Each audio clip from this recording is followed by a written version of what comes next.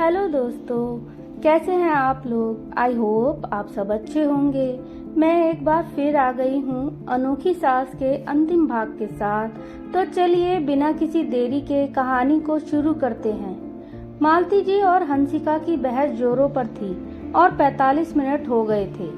दोनों ने ही अपने अपने तरीके से बातों को जारी रखा था। वरुण के पेट में चूहे कूद रहे थे, पड़ोसी मजे ले रहे थे और इतने में मालती जी बोल पड़ी, हर घर में सिर्फ एक ही गुंडा होता है और इस घर का गुंडा मैं हूँ। फिल्म चक दे इंडिया में शाहरुख खान द्वारा बोला गया डायलॉग इस तरह सुनकर सभी दंग रह गए। पड़ोसी, हंसिका, वरुण सभी ने एक दूसरे को और फिर मालती जी को देखा और ठहाका लगा दिया। मालती जी को खुद भी लगने लगा कि ज्यादा हो गया। गुंडा गुंडा गुंडा, मैं गुंडा? मालती जी मन ही मन सोचने लगी। बेचारी झेप गई और पड़ोसी हंसते हंसते चले गए। मालती जी अपना सा मुंह लेकर बैठ गई।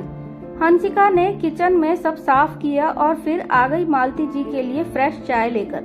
पुराना चाय का बर्तन कोयले जैसा काला हो गया है, अब नए वाले में चाय बनेगी। हंसिका ने चाय पकड़ाते हुए कहा, दाल भी चढ़ा दी है, पुरानी दाल तो गई नाली में।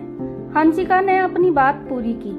हंसते हुए मालती जी ने कहा, अब तो बस यही बाकी रह गया है, पुराना सब कुछ फेंक दो। हंसिका की समझ में आ गया कि माजरा क्या था। दरअसल हंसिका ने अपनी उधेड़-बुन में यह समझा ही नहीं कि मालती जी के मन में क्या था, वह क्यों ऐसा व्यवहार कर रही थी। वरुण छोटा ही था जब मालती जी विधवा हो गयी। बच्चों को अकेले पाला, दूसरी शादी करने के बारे में कैसे सोच सकती थी।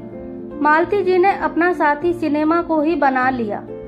एक के बाद एक अपने दुख को छुपाती गई और बच्चों के लिए सिनेमा का सहारा लेकर आगे बढ़ती गई। अब जब ननद की शादी हो गई और वरुण ने भी घोड़ी चढ़ ली, तब उन्हें एक बार फिर अकेलापन महसूस होने लगा था। मालती जी के लिए बस यही एक समस्या थी कि कहीं उनकी जिंदगी फिर से वीरान न हो जाए। मैं आपके घर में आई हूँ, लेकिन इसका मतलब यह नहीं कि आपके बेटे को आपसे अलग कर दूंगी। हंसिका ने साथ बैठकर चाय पीते हुए कहा, मैं समझ सकती हूँ कि आप क्या सोच रही हैं, लेकिन एक बार मेरी तरफ से भी समझने की कोशिश कीजिए।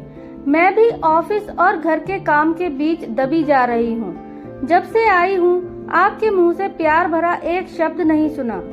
क्या आपको लगता है कि मैं ऐसे ही रह सकती हूँ? हंसिका ने कहा, मैं अपना घर बार छोड़कर यहाँ आई, लेकिन क्या आपको नहीं लगता कि मुझे भी उसी प्यार और आदर की जरूरत है जैसी आपको है?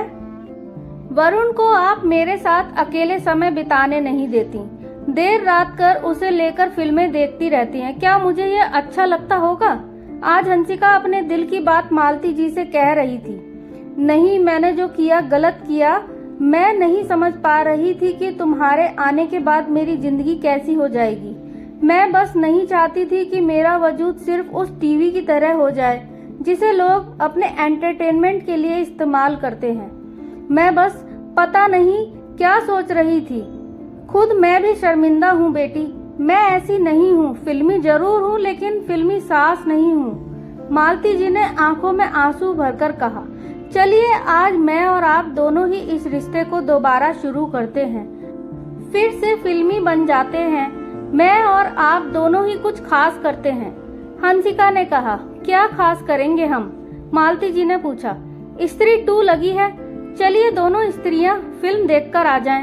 हंसिका ने मुस्कुराते हुए कहा, बस इसके बाद और कुछ नहीं चाहिए। पीछे से वरुण बोला। उसके हाथ में समोसे, छोले कुलचे से भरे हुए पैकेट थे।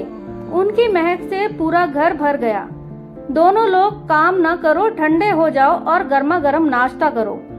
इतना पेट भर लो कि पॉपकॉर्न खाने की भी जगह न बचे। वरुण ने कहा। मुगेम्बो खुश हुआ। दोनों के मुंह से निकला, बस यही था दोनों की जिंदगी का फसाना, एक नया नगमा तो एक पुराना। अगर आपको हमारी यह कहानी पसंद आई हो तो ऐसी ही और मजेदार कहानियों के लिए प्लीज वीडियो को लाइक कीजिए और चैनल को सब्सक्राइब कीजिए। धन्यवाद।